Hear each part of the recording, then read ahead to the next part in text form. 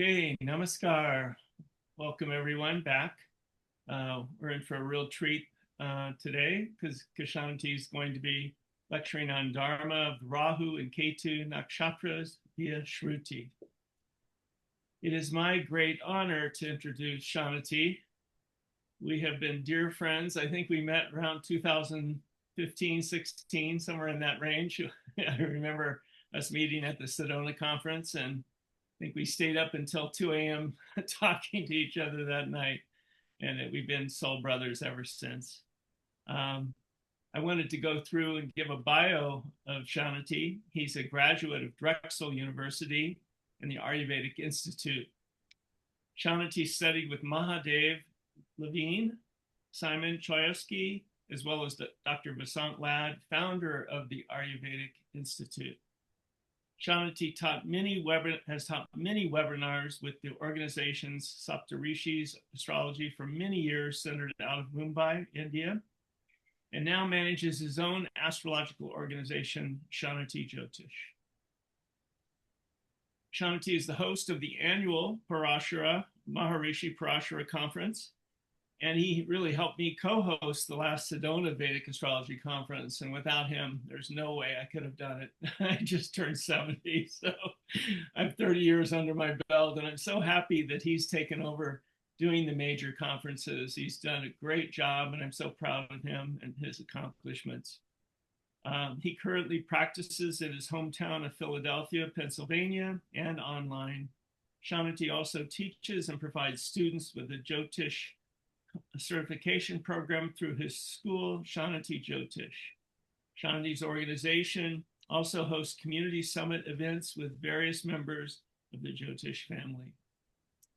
Ksanati's most passionate topics include research on Nakshatra, Karma, Phalam, and understanding Dharma and spiritual evolution through Nakshatra.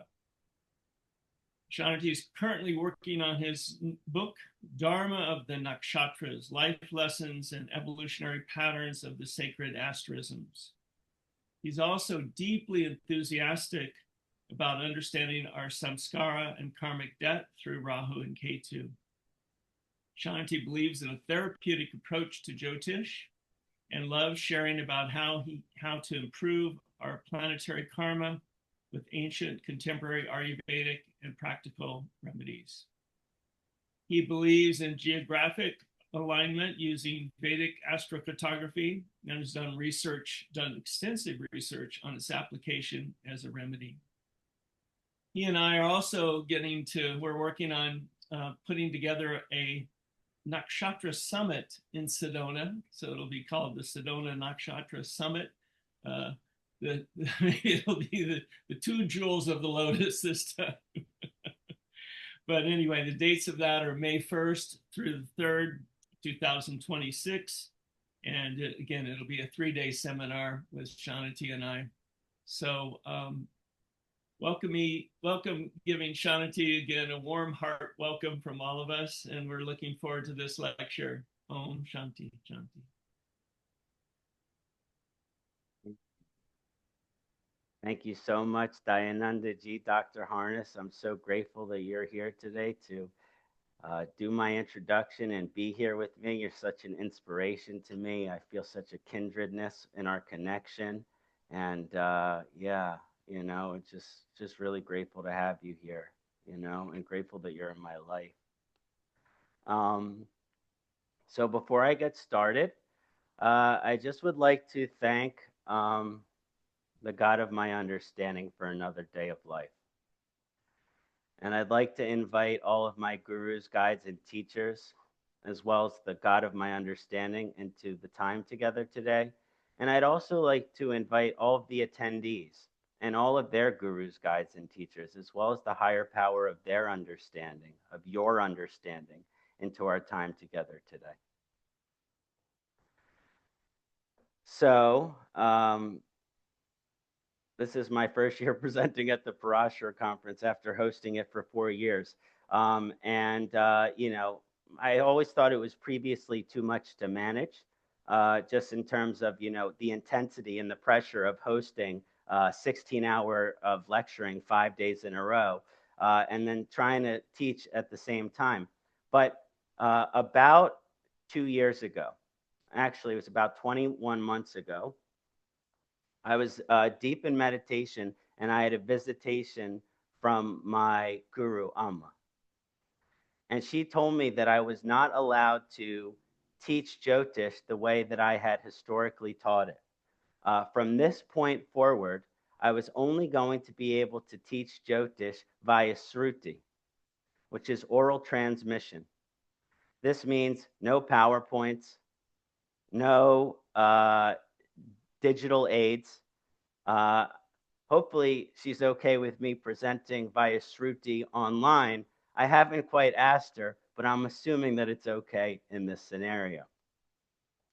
Śruti is an ancient tradition of oral transmission, and it's how Jyotish was traditionally taught.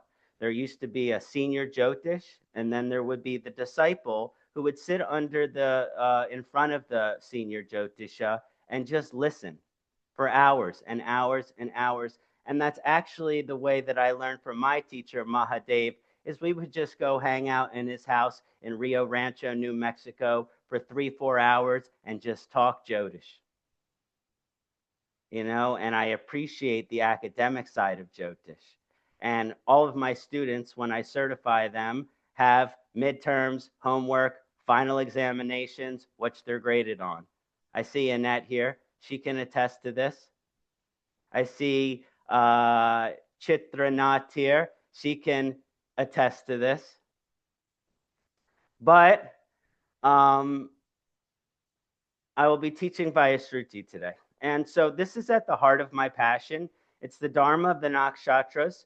And essentially what we're looking at are vasanas. Vasanas are these patterns that we're born with. And these patterns that we're born with are on an evolutionary spectrum. They also contain the vrittis, which are the way that our mind functions, the waveringness of our mind. And each nakshatra, in my study and application of 13 years as a practicing Jyotish, has showed me that the root of nakshatras is in the exposure of the vrittis and the vasanas. And through this, we can see a dharmic evolutionary spectrum associated with each nakshatra, which is a higher frequency, higher energy manifestation of each nakshatra, and a lower energy, lower manifestation, almost animalistic, unevolved manifestation of each nakshatra. And of course, an hour today, because I do need energy to host the next 4.5 days, instead of the 4.5 hours that I did in Sedona. So today I'm just focusing on the nodal nakshatras, which are the Rahu and Ketu Nakshatras. Now, what we're basically looking at is Navagraha, Nakshatra, Gochar, Dasha, Karma, Phalam, which is when the 9 planets enter nakshatras and are activated through Dasha and transit. They go through a ripening of karma. Now, it's an interesting theoretical thing because even though, let's say, you have Satyabhisha in your chart and it's activated by Dasha or it's activated by transit, of course, there's a ripening of karma for you to learn the lessons as far as the vasanas and the vrittis and the evolutionary spectrum of this nakshatra. But it's not so black and white, because what happens is there's free will, right? And there's many actual topics today on the debate between fate and free will in Jyotish. Narasimha Rao is doing a lecture on it on Monday. And the idea behind this is that you can have all of the karma ripening in your chart to learn a lesson because you have a nakshatra in your birth chart that's strongly activated by a planet, and then the transit and dasha are activating it too.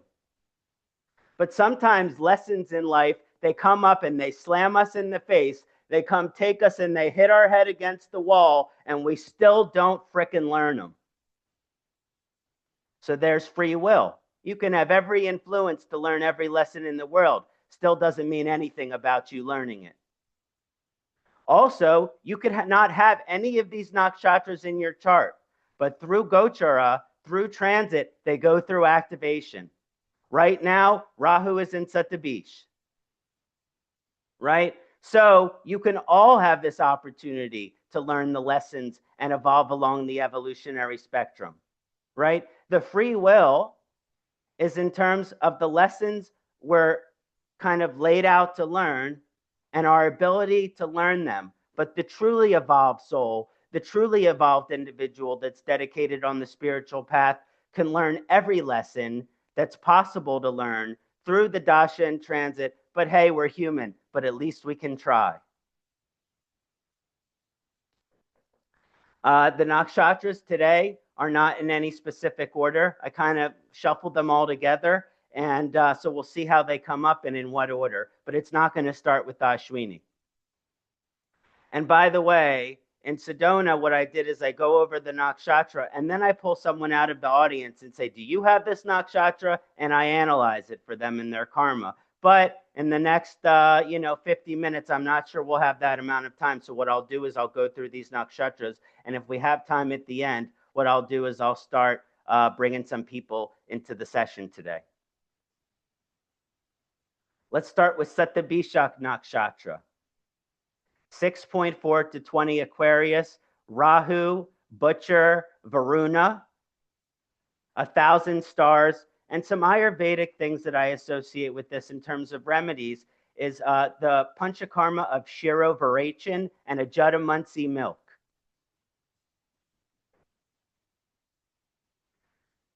Now, to deeply understand the nature of this nakshatra and its dharma, we have to get to the root of Varuna, right? What is Varuna?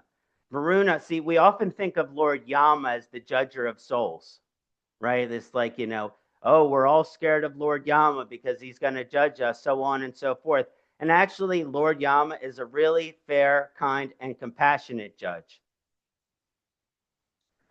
However, Varuna is not this way. Varuna is intense. Varuna is fierce. The primary dharma of Sattvabish Nakshatra is to uphold Rita, which is divine law.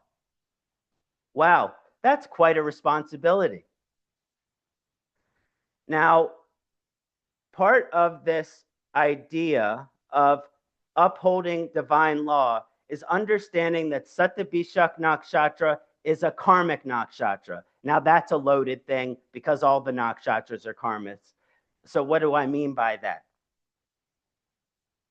I mean that our karma is instantly judged by Varuna when we have a strong Sattvabish activation, right? I was learning through Mahadev, and he asked me the question in our studies. He said, what's the best type of karma? I said, I don't know, Mahadev. He said, instant karma. I said, okay, tell me more about that. He goes, why did, after Jesus was harmed, did he turn the other cheek? I said, why, Mahadev? It's because Jesus knew he had another hit coming. He accepted his karmic fate. So at this deep idea of Sattvabish Nakshatra is that we have to uphold karmic law, right? There's many great thinkers, Alan Watts, for example, that nothing is inherently good or bad, but it's thinking that makes it so, right? So then how do we know right from wrong? How do we know good from evil? How do we know just from unjust? The answer is simple. Through consequences, through karmic retribution, for the universe saying, wake up and smell the flowers. This way of life, it ain't working anymore. The dharma of Sattvabish Nakshatra is to be aware of this deep nature of karma in your life and to understand that the proof is in the pudding. If you have certain retributions in your life, consequences, you might think of it, oh, it's just a series of unfortunate coincidences. But I don't subscribe to coincidences, and Setta Bishak doesn't subscribe to coincidences either. There's no such thing as a coincidence. Coincidence is just a total unawareness. It's a Maya. So at this deep root of Setta Bishak Nakshatra is to remain acutely present in the moment, to be aware of your karma and the consequences and the retributions and the challenges that are showing up in your life. Because initially, the first time Varuna likes to say something, bring some karmic retribution in our life for going against cosmic law, usually it's a subtle hint. Maybe it's some minor consequence. Maybe, you get a warning at work because you're smoking pot all day and you're unmotivated. Yeah, it's a warning at work. You showed up late. Well, maybe it's not part of your path to be abusing cannabis, especially because it's sacred. So in this case, you keep to abusing it. Well, it starts with the warning at work. Then you lose your job. Then you lose your relationship. Then your parents won't talk to you. And then you're just living life without any motivation or ambition, and you have nothing going for you in your life, and you're isolated and lonely, right? These are the type of signs. What is the universe trying to tell us by the actions that we take? See, deep at the root of Setta Bishak Nakshatra is the idea that one man's meat is another man's poison. As mentioned, nothing is inherently good or bad. It's the thinking which makes it so. So what does that mean exactly? Well, it means, and we know this through Ayurveda, that every single individual has a unique Ayurvedic constitution. And it's not just the balance of Vata, Pitta, and Kapha, but we have gunas. Gunas like subtle, gunas like sharp, gunas like, slimy, gunas like hot. All these different gunas that create our spiritual body, mind, and spirit balance. And not only do those gunas and those doshas create a unique constitution, but actually it goes even deeper because our karma and our samskara is creating a very unique constitution. So then how can we say that this medicine is inherently positive and that this poison is inherently negative? It cannot be the case. So the dharma of Setta Bishak Nakshatra is to know thyself. What are your meats and what are your poisons? We live in a world where if you go on Instagram, especially because your phone can hear everything that you're saying, there's a million different suggestions of what is healthy for you. Manuka honey, Shilajit, whatever the hell it is, it's in your phone and it's telling you that it's good for you. Well, guess what? Shilajit is heating. So if you're Pitta dominant, it's not good for you. So is Manuka honey. Right? These are just examples, right, of how nothing is inherently good or bad, but we have to know the uniqueness of our constitution. A few examples that I like to discuss is going back to something like cannabis, right? There's been this huge influence in modern day society in which most states have it medical and a lot of states have it recreational. And we're told that it's a medicine in our modern world. However, new researchers are studying that when you use marijuana today, especially with the way it's genetically modified, it becomes as physically addictive as heroin. People are now having to go to rehab for their marijuana withdrawal because they can't eat and are nauseous all day and can't sleep without their puff of the old good stuff.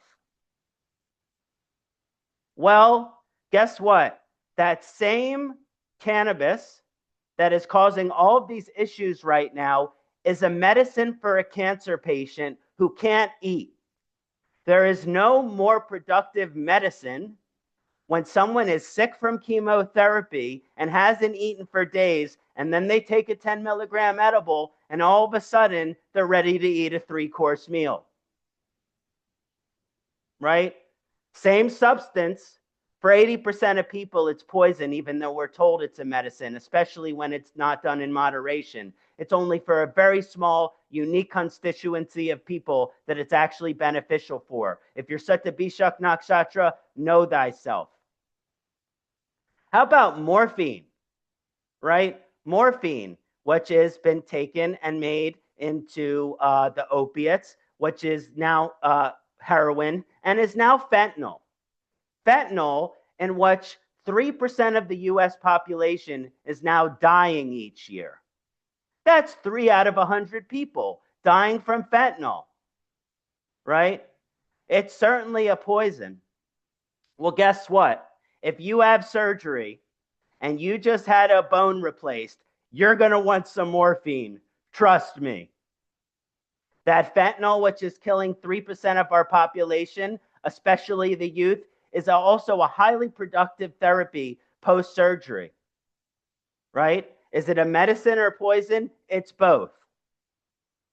Ozempic, right? Highly debated.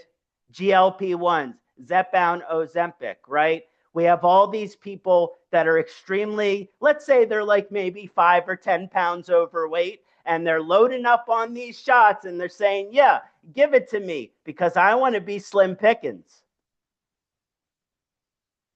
Well, now it's showing that it's causing thyroid cancer, right? It's causing gastroenteritis. It's causing huge amounts of fatigue, a lack of ambition and motivation. It's destroying people's libido. But guess what? If you're diabetic or you're obese, there's a cure now for you. Thank God. Right? So in these 3 examples, there's a million more, right? We live in a world where everyone is trying to tell you, this is good for you, this is bad for you. And guess what? The true Dharma of Satyabhishak Nakshatra is to know yourself, right? Don't listen to anyone because remember, Rahu is here and Rahu's the rebel. I'm not going to listen to you. When I focus on my higher consciousness, I know what's good for me. Now I got to listen to it, right? And by the way, through Varuna, the instant karmic giver, he'll quickly let you know if the things that you're consuming are a medicine or poison. It's usually not that much of a mystery. You know, but going back to this instant karma, the last thing I want to say is because of instant karma, right? How do we evolve along this evolutionary spectrum when we're making mistakes as far as our karma? And the true Dharma of Satyabhishak Nakshatra is to have remorse. There's no change without remorse, right? It's actually when we commit a guilty action, a perpetration, something that we do that causes a guilty conscience. And then our guilty conscience says, maybe we shouldn't do that again. That's the evolutionary spectrum, to have a remorse. Because it isn't until we have a remorse that we can change. Right? Right? It's like, for example, I'll open up and be vulnerable. I'm in recovery. I used to be a marijuana addict. Right? Well, when I saw the negative impact it was having on my loved ones, at first it didn't really matter. I used to say, well, this is a medicine because everyone is telling me it is. But not when you start your day with it and then smoke 12 joints by 3 p.m. So I ended up really hurting my relationships. I ended up hurting my family members. I really wasn't able to function at a higher octave. And I ended up having to find the path of 12-step recovery, which I have devoted my life to. Why? Because I feel remorse for the people that I hurt in my life as a result of my addiction. I'm a Rahu Satyabhishak Ascendant having his Rahu return.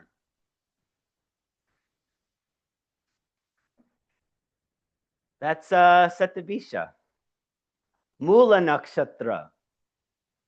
Mula is the first 13.2 degrees of Sagittarius. It's Ketu, it's Butcher, it's Nariti, its roots. And the Ayurvedic remedies that I like to apply here are Nubbi Busti, which is a medicated oil in the belly button, as well as neem oil.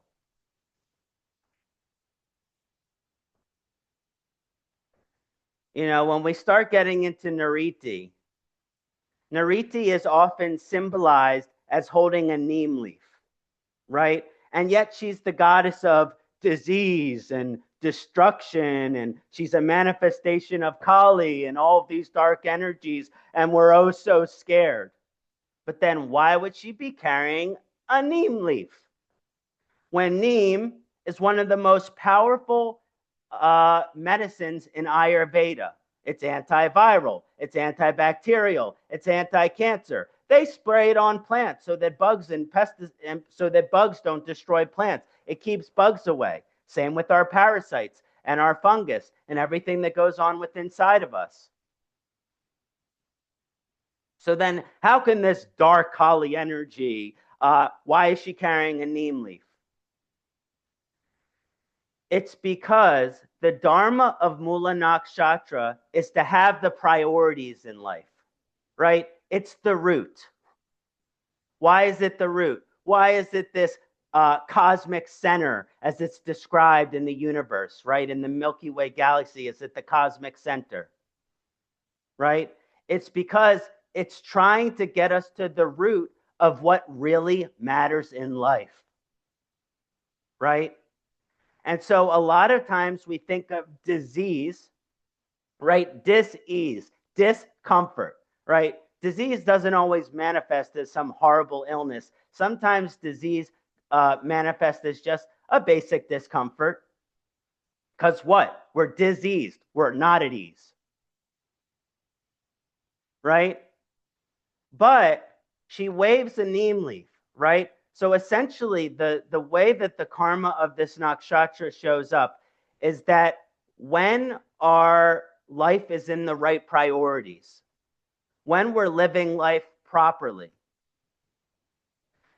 Nariti is always waving the neem leaf. And so that feels cool. That feels comfortable. Disease is going far away. We're not uncomfortable. Things are in balance. Why? Because we're living life in the right priorities. But, you know, disease can also represent as destruction. Nariti is not always seen just with health issues, but she can also cause destructive events to happen in our life. Well, what are those destructive events trying to show us? They're trying to show us karmic lessons, right?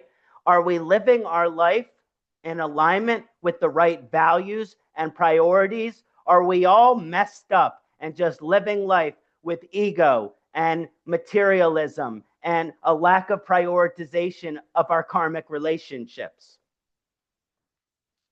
You know, often Nariti will use loss and death and grief and pain to show us a divine awareness, to show us that our life is not in the right priorities, right? You know, the purpose of life is our priorities. The value of life is in the hierarchy of our priorities. Do we put money first or do we put family first? Do we put our health first or do we put our entertainment first? You know, I often say this, right? We live in a world where everyone is said YOLO. You only live once. Well, we know from Hinduism that's not exactly true. So let's say YOLO until reincarnation. Regardless, this illusion of YOLO, people think, oh, you only live once, so let me just live life recklessly the way I want with my basic animalistic desires. Well, there's got to be more to life than this. And if you have mula, trust me, you know what I'm talking about. You've probably had grief. You've probably had loss. You've probably had pain in your life that has caused this revoking of what you thought used to be important and put your life in the right order. I'll give you an example. You know, people say, what do they call the battle against cancer? They said, fight cancer. right? First of all, that's such an allopathic model. Fight cancer. Why would you fight something that's inside of you? Right? How about work with cancer? What is cancer there to teach us? Right?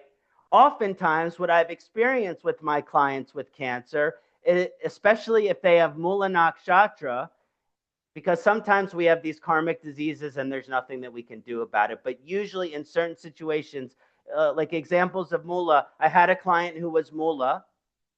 She gets like this liver cancer.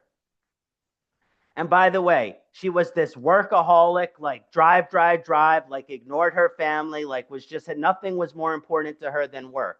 Well, guess what? She had an epiphany that when she had cancer, that there was more to life than work. There was more to life to money. She started to prioritize her husband. She started to prioritize her children. She started to prioritize her spiritual practice. And then 6 months later, there's no trace of the cancer. Huh, that's a brain scratcher. Not really, because she had a strong Ketu and Mula position, which was saying, yeah, if your life are not in the right priorities, do you really deserve to live? No, you don't. So, Ketu is going to take your life away. That's how serious some of these Ketu nakshatras. Ketu's not afraid to throw the hammer when we're not aligning to the evolutionary spectrum here. I'll open up a little about this. My ruling planet Shani is in Mula in the house of siblings. My brother, I had an Irish twin. His name was Julian. We were best friends. We shared our whole lives together. We did everything together. But when we were teenagers, he started getting into heroin. And I started getting into my party days, right? My party days, going to music festivals, smoking pot and taking psychedelics, hanging out with different women, having a good old time. But my brother's addiction to heroin was very serious. He was overdosing with, because they started putting fentanyl in it, he was overdosing and he had breathing tubes in him and everything like that. And meanwhile, I was just living my unevolved, immature party lifestyle. Well, one thing led to another, and he was just kept overdosing, and he couldn't get more than 30 to 60 days clean. And he reached out to me, and he was really struggling, and I was just like so busy having a good time. And he called me one day, and I had a new girlfriend, so I was locked away in a bedroom. And he kept calling me and he said, hey, bro, can we really get together for dinner? I'm not doing good. I said, I can't tonight, bro. I'm busy.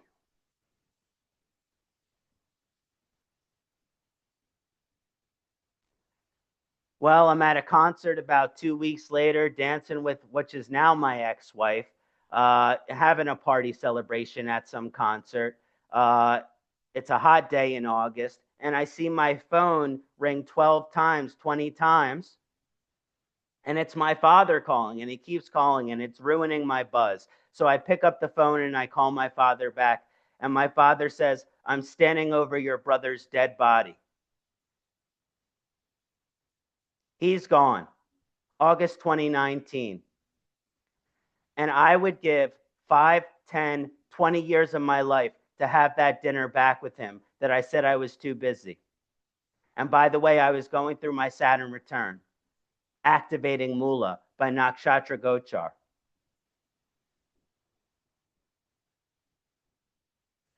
It took me a little while to find my path to sobriety, but I started to live life with a different focus. My priority became my family. My priority became my sobriety. My priority became Jyotish. My priority became my devotion to my Guru Amma. My priority became service to the still sick and suffering addict. Right? It changed my life. It was the darkest, most traumatic event in my life. But perhaps my brother and I made a karmic contract.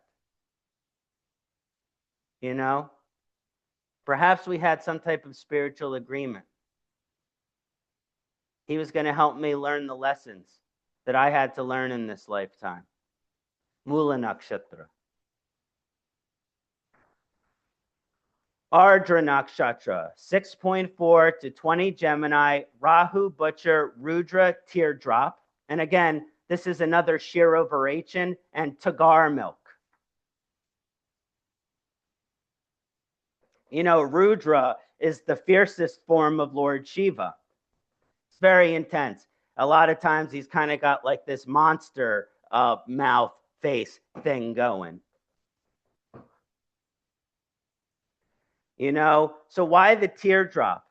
The real dharma of Ardra Nakshatra is consciousness through suffering, is learning through pain. Right?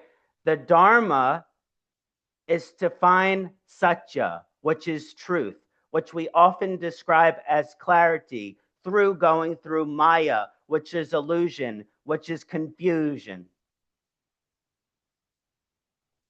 You know, Dr. Vasant Lad, one of my teachers, used to have, he had such a great sense of humor. And one of his jokes was, he would say, "Dear students, confusion is the greatest thing."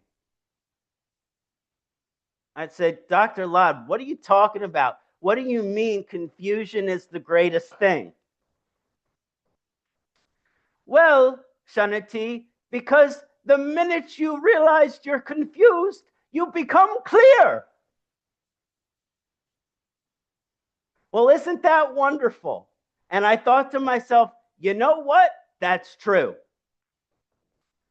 You know, a lot of times we think, you know, and again, we can see some of the similarities of these nodal nakshatras, but a lot of times we live life with a certain amount of illusion, like sadness. Like, you know, this is a PTSD nakshatra in terms of the people that have a strong Ardra position.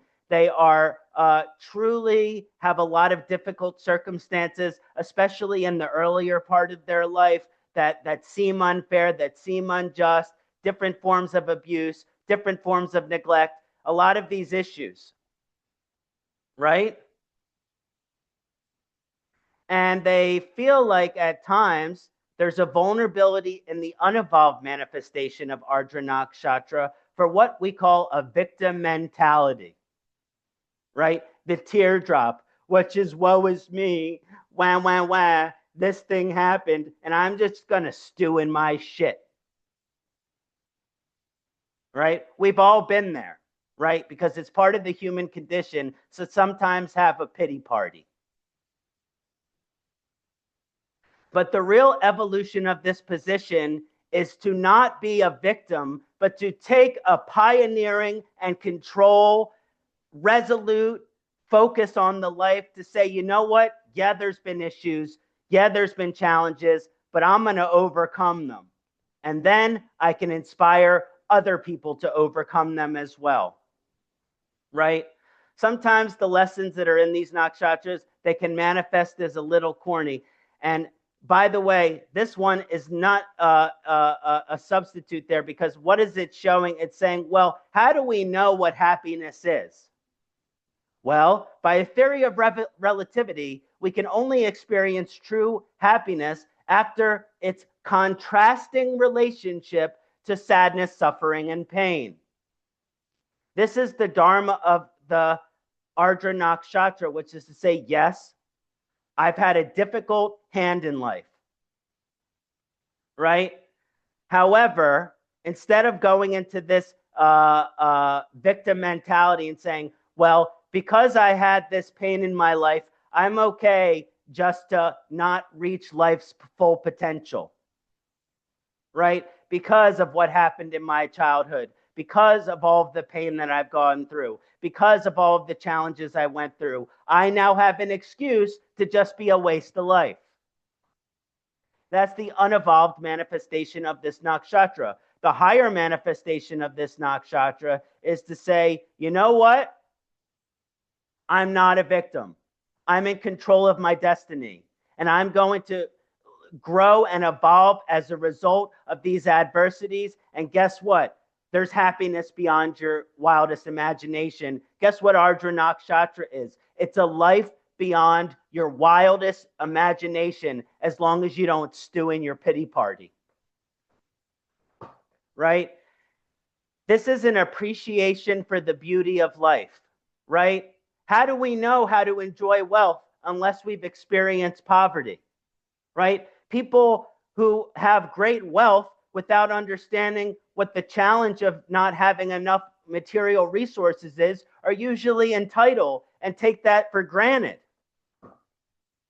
So then the evolutionary energy of this position is to say, okay, I'm going to navigate life's challenges. I'm going to overcome them, and then I really get to appreciate what life has to offer. By the way, this is a mystical, occult, esoteric power nakshatra. If you're an Ardra person, you love Jyotish, you love Ayurveda, you love Vastu, you love all these things, right? Because that's it's truth, right? We live in a world of this illusion where we're said, those things aren't real, they're pseudoscience.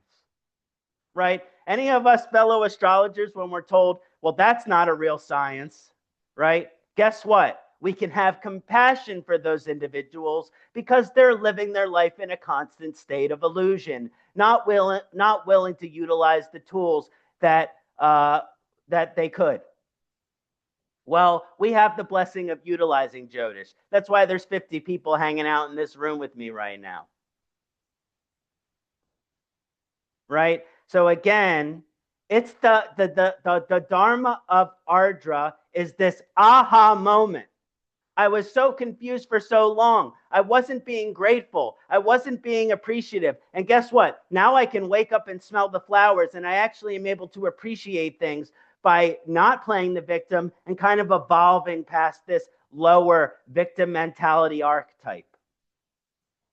It's an integrity of self after misallocating what really matters, right? We're seeing some similarities here between Ardra and Mula. But the Ardra person, it's really this happiness and sadness paradigm, not falling into a victim mentality, grabbing the bull by the horns and saying, I can handle whatever life has to throw at me. Ardra Nakshatra. Śruti. Śruti 6.4 to 20 degrees Libra. It's a Rahu butcher, Vayu, coral. I definitely for Śruti, Abhyanga, daily Abhyanga. If you're a Śruti person, the four-handed Abhyanga, go treat yourself to this. It's really nourishing to the Vata. You got really high Vata, and Tulsi is a really good herb here. Some type of Tulsi tincture, Tulsi oil. You know, what is Śruti? It's the amazing nakshatra. It's the awesome. Śruti means special, amazing, awesome, incredible. It's a very sukshma, it's a subtle energy because of the Vata, the Vayu energy. Now, how do I want to understand Vayu here to understand the Dharma of Śruti Nakshatra? Well, essentially how it works is that Vayu, we can symbolize this god of wind as a tornado or a hurricane. And what usually happens karmically in the life of a Śruti native is that we, human beings, we have our individual will, right? We have our self-will, which is what we want in life. I want to get married when I'm 27. I want to be a plastic surgeon. I want to live in Spain. I want to blah, blah, blah, blah, blah, blah, blah. We all have our tape that we play because we're human beings and we have an individual will. If we didn't have desires, we wouldn't be in a Zoom conference discussing Jyotish right now. Right? So the real energy of this nakshatra of Vayu is that sometimes Lord Vayu will take a hurricane and it'll say, okay, well, what the Dharma of Śruti Nakshatra is that your life is in alignment with the universal plan, or if God is a comfortable word for you, for God's will, right? All of the books, Christianity, Judaism, Islam, Hinduism, Buddhism, we all have this golden thread, which is saying that there's a universal plan, that God has a plan, that God has a will for us, which we are trying and seeking to become aware of. The Dharma of Śruti Nakshatra is to devote your life to alignment to God's will. We have a saying in recovery that I like to use here, because when you first get clean, there's this confusion as to what life has to offer you. So they say, well, by the way, if you got every single thing in life that you thought you wanted, you'd be selling yourself short, right? That's to say that if everything you got in your life was exactly what you've always wanted, you'd be selling yourself short, which is essentially saying that we have no ability to know what's good for us, right? We can't see the forest through the trees, right? That's why we pray for God's will. That's why we pray for alignment to the universal plan, right? I mean, part of the study of Jyotish is trying to decipher what is God's will for us through understanding the nature of our karma, right? Well, maybe by seeing certain karmas and transits and dasha, I can understand what the universe has in store for me. And there's a reason with the curse of Brigu why we're limited in our perception to actually predict with 100% accuracy. So as we get into this energy, what happens is with Vayu is that usually we're on a certain trajectory in our life. We have certain plans, goals, and desires, and we're on our way to this path, right? Well, guess what? If what you want for yourself is not in alignment with the highest possible octave of what the universe wants for you, Lord Vayu is going to come in a hurricane and knock you right on your ass. Well, guess what then happens? You're going to say that those goals that I had, that direction that I was going in, it either A, doesn't seem like it's something I want, or it seems impossible. And guess what? We never know in life the great devastation and suffering that we were saved from by God's grace. Right? So there's this beautiful, beautiful energy here, which is saying, okay, when some type of tornado, if you're Śruti, comes and knocks you on your bum, and then all of a sudden you can't exactly have the same old life that you thought you could have, you're not going to get married to that person. Well, guess what? You have Śruti in the 7th house and the marriage didn't happen. Guess what? You would have gotten married and that partner would have cheated on you 7 times. So you were saved from that suffering, right?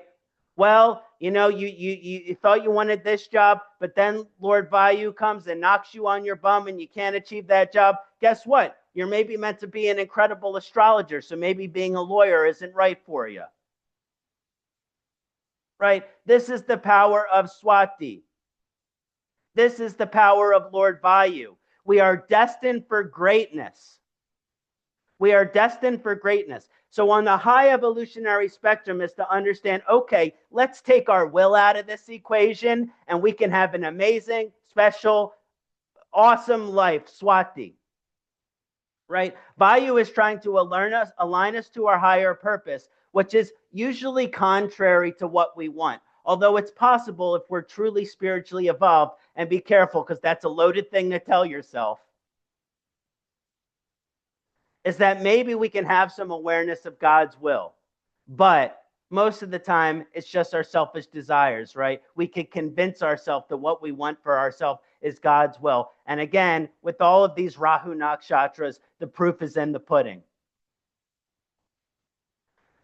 So again, it's this universe. It's my late uncle Durgadas. He was a traveling kirtanwala. His music is incredible, and he you know, big, you know, close friends with Bhagavan Das and Krishna Das, and I grew up with Hinduism, with him kind of exposing me to it. And he had this great saying. He used to say the universe is conspiring for our happiness.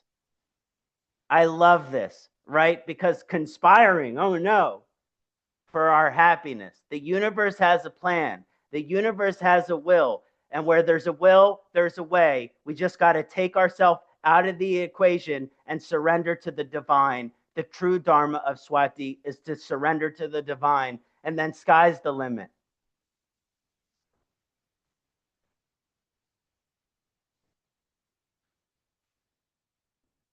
Ashwini Nakshatra. Ashwini is the first 13.2 degrees of Aries. It is a Ketu Nakshatra. It is a merchant. The Ashwini Kumars, or the Ashwin twins, the horse heads. It's a very nakshatra which has issues with the digestion. So I like to recommend Basti here, which is an enema therapy in Ayurveda, as well as ashwagandha. Very fortifying herb. Sometimes there's an ashwagandha bala oil. This is really good for Ashwini. So the real Dharma, the Ashwin twins. Let's get into the Ashwin twins story. Right? The Ashwin twins, born of Surya and Chaya, right? Surya. They were very divine, right? But they're considered demigods, which means they're not Mahadevas in the sense that they were born mortal, right? They have like this divine gift as soon as they came into the world, that they could like put their hands on you and like heal you, and then all of a sudden you're rejuvenated, right? Like you're all this like aging is reversed, and like it can cure like terminal diseases. And I mean a real beautiful siddhi, right? They were born with the beautiful siddhi, which is the power to heal. Right? Well, guess what? That wasn't good enough for them. Probably that mom of theirs who's a shadow.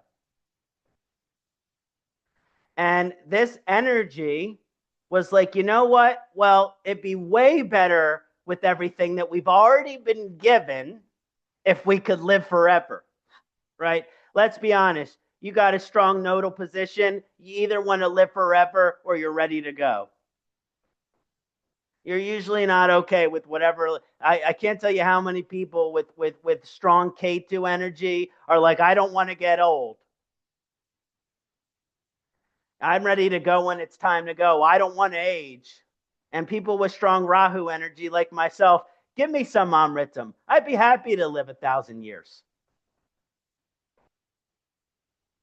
So as we start to get into this energy of Ashwini, the Ashwin twins said, okay, well, what type of deceit, what type of manipulation, what kind of sketchy stuff can I get into so I can drink that soma, so I can drink that amritam? And so they convinced this priest to perform the soma ceremony.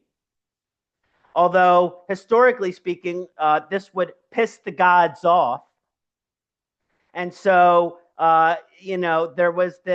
there were these two horse heads, because they knew that probably their heads would be cut off as soon, and they would be killed as a result of like trying to become immortal. So what happens is the priest does the ceremony. Lord Indra comes down, pissed off, cuts off their heads, and then the priest puts these horse heads on them, and that's why they're the horse twins, right? They originally had human heads, but then in order to become immortal, they'll say, I don't need those human heads. Horse heads is fine as long as I become immortal. So the basic energy of this nakshatra is saying, nothing is good enough. I want more, more, more. Give me more, more, more. I just want more. No matter what I'm given, I want more. Right? The lower evolutionary spectrum, the Vasana Vritti energy here is that no matter what I'm given, it's not good enough. Oh, I have this divine gift. I'm born into this beautiful family. I'm born into this beautiful job. I'm born in with this amazing talent. It's not enough. I want more. Some of the most powerful tyrants and dictators are born with the strong Ashwini position. Adolf Hitler, strong Ashwini position. right? These are example of uncontrolled, violent egos that no matter what they have in life, they want more and more and more and more. And what are they willing to do? Are they willing to deceive the gods? The Ashwin twins were. So if you have a strong Ashwini position, what are you willing to do to get what you want in life? Right? Are you willing to sell your soul? What does that mean? Because once you sold your soul, there's no getting it back. You know, we live in a modern capitalistic society where everyone is so materially oriented. You have a $60,000 salary, you want $100,000. If you have $100,000, you want two. If you have two, you want four. If you have $500,000, you want $1 million. If you have $1 million, you want five. If you want $5 million, you want 10. You got Jeff Bezos, Elon Musk, da da da da da. Right? People that have an obnoxious amount of money, way beyond what could ever be even close to necessary to have a good life. And actually, there's some interesting studies that show after you make about $250,000 a year, it starts to harm your ability to be happy. So there's this stepping on the back of other people in order to get what we want, stepping on the other back of people in order to get what we want in life. So the real Dharma of Ashwini Nakshatra is a gratitude Dharma. What blessings do you have in life? What gifts do you have in life? What opportunities do you have in life? And to make the most of those opportunities and gifts and blessings, or as we say, count your blessings. Because by keep wanting more and more and more, you're saying, all these blessings that I've been given, screw them. I want this blessing, not the one that's been handed to me. So there's this real disparity here with the evolution of Ashwini between gratitude and wanting more and more and more and more. Now, the next is this, it's this next energy, which I really like to mention about Ashwini, is this connection to Ayurveda, is body, mind, and spirit balance, body, mind, and spirit wellness. Right? But the real thing is the wanting of more and more and more is that why do we want body, mind, and spirit balance? The real Dharma of this nakshatra is what are your ambitions, motivations, and intentions in being healthy, in being robust, in having strength, in spiritual. Are you wanting to become spiritually activated so everyone can worship you as a guru? You see in this world all these fake gurus that are taking sexual advantage of their students. This is a perfect example. They probably have some weird Ashwini position. And it's like, okay, well, why do you want body and mind balance? So you can just lead a hedonistic lifestyle of pleasure indulgence your whole life, and you can have balance in order to be able to do that? No. The real Dharma of this nakshatra, of course, is body, mind, and spirit balance. But it's that the Ashwini person is going to seek some type of health. If they're not healthy, it's a very low evolutionary energy of Ashwini. But the question is, what type of service? This is a service nakshatra. The Dharma of Ashwini is service. I have body, mind, and spirit balance, so I can actually put healing towards other people so that they can have their body, mind, and spirit balance too. We can only keep what we have by giving it away. So if you have some balance of your body, mind, and spirit, the Dharma is to share it, Ashwini. Last nakshatra, Magha.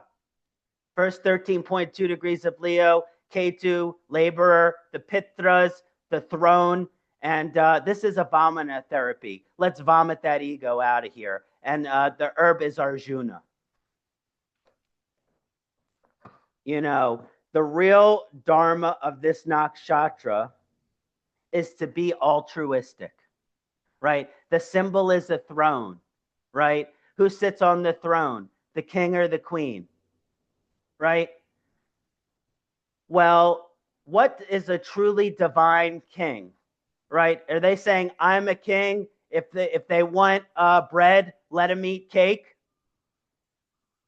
No. The true Dharma of a king is that This is a position of power that God has blessed me with. It's a service position.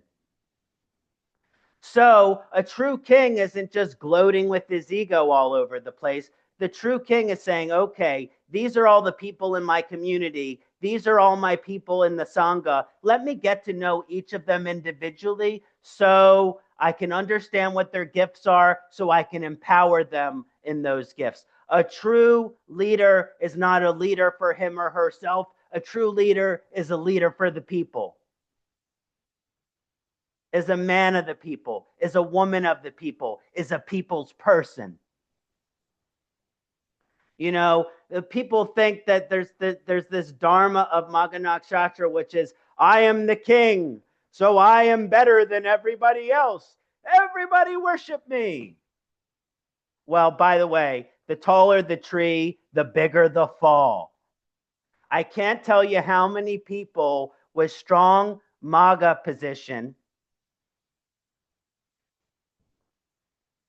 Yes, I'll address the ancestors. I can't tell you how many people with strong Magha position have these huge rises and falls in power. Huge rises and falls in power, right?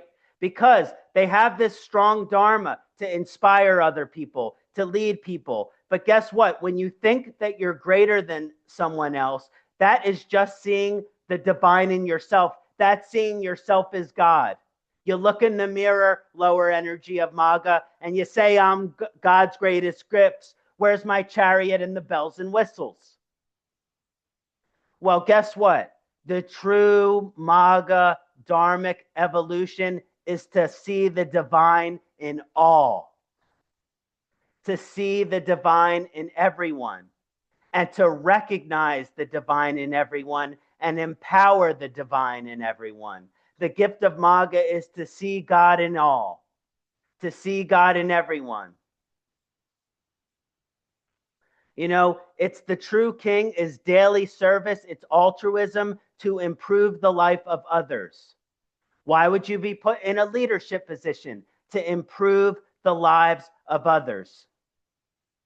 The Dharma of Magha is through service to improve the lives of others, to recognize God in everyone, to recognize God in all, to serve the laborers, to serve the people that have been receiving a bad hand in life, like the homeless. You know, here's a perfect example of Magha if it's unevolved. You see a homeless person, and the mind of the unevolved Magha goes, ew. A Magha person says, oh my God, there's a homeless person. Maybe not giving them money because they might go to buy drugs with it, but it's saying, I see this homeless person and they're a laborer. They're having a difficult circumstance in their life. Let me buy them a meal. Let me volunteer at the homeless shelter. Let me give back to them. Now, again, this is a Pitra Nakshatra, which is connected to the divine ancestors, right? We have to honor the sacrifice of our ancestors, right? Why would you be put in a position with power? Why would you be put in a position of blessings? Right? Well, it's because your ancestors have sacrificed so much so that you could have this opportunity to attend a $500 to $800 Jyotish conference.